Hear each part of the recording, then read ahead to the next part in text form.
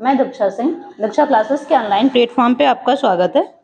तो जैसा कि आपको पता है एमटीएस की भर्ती चल रही है। एमटीएस की जो भर्ती चल रही है वो हमने देखा कि काफ़ी बच्चों ने फॉर्म फिल ही नहीं कर पाया है। तो हमको लगा ऐसा करते हैं, पहले इसकी थोड़ी सी जानकारी दे देते हैं। तो थोड़ा इसकी जानकारी देख लेते हैं। तो भरना क्या है और फॉर्म क्या है, कैफे जाओगे तो पता हो जाएगा, और बाकी फॉर्म में है क्या वो हम आपको बता दे रहे हैं।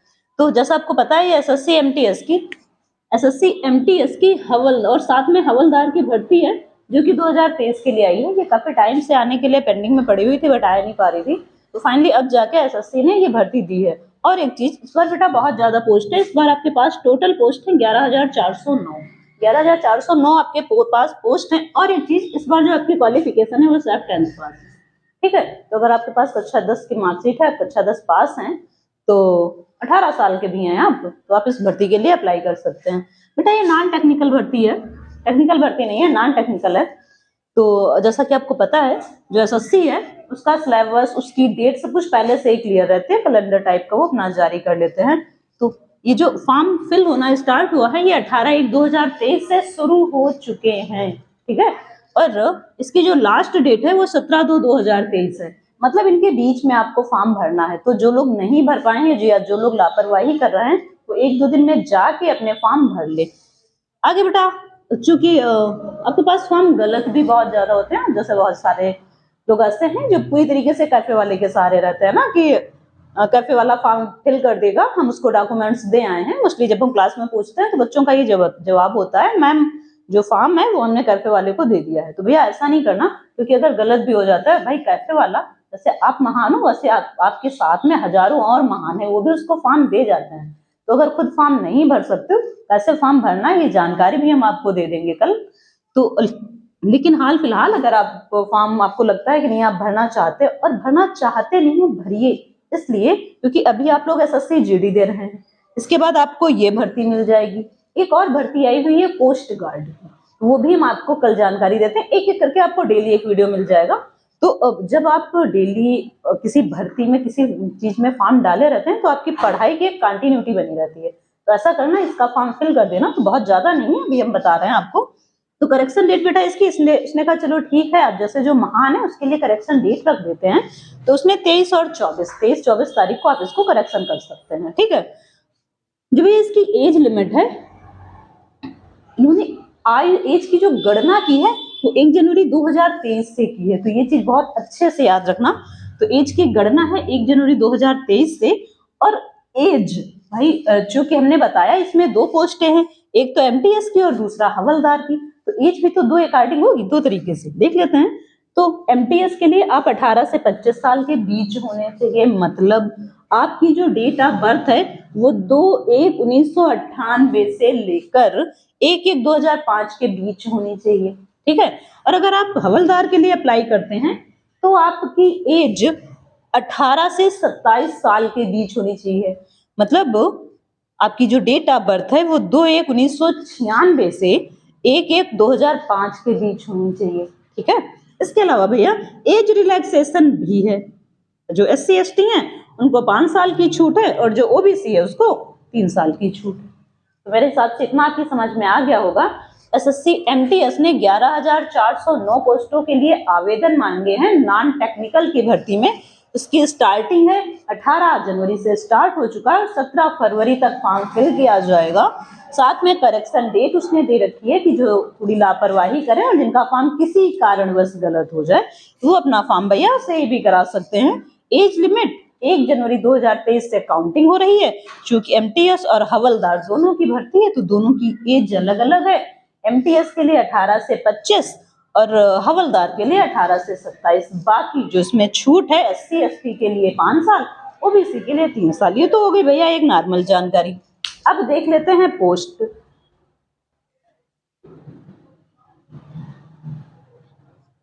तो इसके साथ में जो पोस्टें हैं इसको इरेज कर देते हैं और पोस्ट देख लेते हैं, किसकी कितनी पोस्टें हैं वो देख लेते हैं। तो बेटा अगर आप एमटीएस के लिए अप्लाई करते हो या फिर आप हवलदार के लिए करते हो, तो एमटीएस के लिए जो पोस्ट है वो 10,000 10,880 है, 10,880 है, और जो हवलदार के लिए है वो 529 पोस्ट है। ठीक है, एमटीएस के लिए 10,880 और जो हवलदार के लिए 529 पोस्ट है।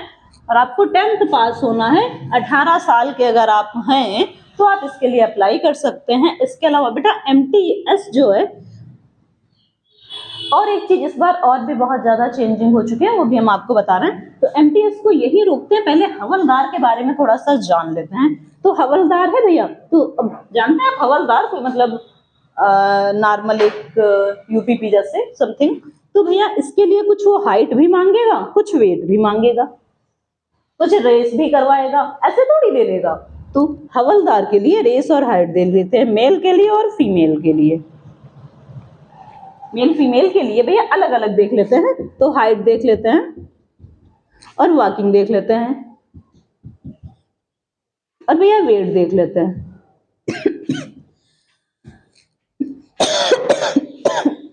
भैया मेल के लिए जो हाइट है वो 157.5 सेंटीमीटर है, और फीमेल के लिए जो हाइट है वो 152 सेंटीमीटर है। वॉकिंग जो है देखो इतनी कम टाइमिंग है कि सिर्फ आप इतनी ज्यादा टाइमिंग है कि आप उसको वॉक ही कर सकते हो, आराम से वॉक करके आप पहुंच जाओगे। तो 1600 मीटर है, इसमें 1600 मीटर आप जाएंगे 15 मिनट में, और फीमेल में आप 1000 मीटर मतलब 1 किलोमीटर जाएंगे 20 मिनट में। मुझे तो लगता है कि यार आप लोग चल के निकल जाओगे, इतनी ज्यादा नहीं है। इसमें भैया इसमें चेस्ट भी है, वो रख लेते हैं पहले। तो इसमें जो चेस्ट है वो है भैया, उसमें उसने क्लियर जो दे रखा है 81 से 86 सेंटीमीटर। ठीक है, और इसके अलावा बेटा लड़कियों में हाइट, तो हाइट के लिए देखो ऐसा होता है ना कि कुछ लड़कियां बहुत ज्यादा दुबली होती हैं, तो उनके अकॉर्डिंग वो रख देता है। तो आप मिनिमम तो आप मान के चलिए आपका वेट लगभग 45 प्लस होना चाहिए। ठीक है, इससे कम तो आपका वेट होना नहीं चाहिए। जैसे बहुत लोग कह देते हैं ना कि वहां जाओ तो केला खा लो, या फिर जब आपका वेट हो, तो ऐसा कुछ नहीं भैया। 45 प्लस तक अपना वेट रखना, उसके बाद वहां खा पी के 48 तक पहुंच जाना। और लड़कों का जो वेट है वो उनकी हाइट के अकॉर्डिंग है। तो ये तो भैया वेट और हाइट की बात हो गई हवलदार के लिए। एमटीएस में कोई वेट या हाइट नहीं है भैया, क्योंकि वहां एमटीएस में इन सब चीजों की जरूरत नहीं है। इसके अलावा भैया पेज करते हैं, तो हाइट आप लोगों ने देख ली। इसके अलावा भैया कुछ चीजें और हैं, वो देख लेते हैं। तो देख लेते हैं इसका पेपर। तो इसका जो पेपर है तो वो बेटा 2 सेक्शन में है। सेक्शन फर्स्ट और सेक्शन सेकंड। सेक्शन फर्स्ट भैया जो है वो सिर्फ आपका क्वालिफाइंग है। तो सेक्शन फर्स्ट है भैया,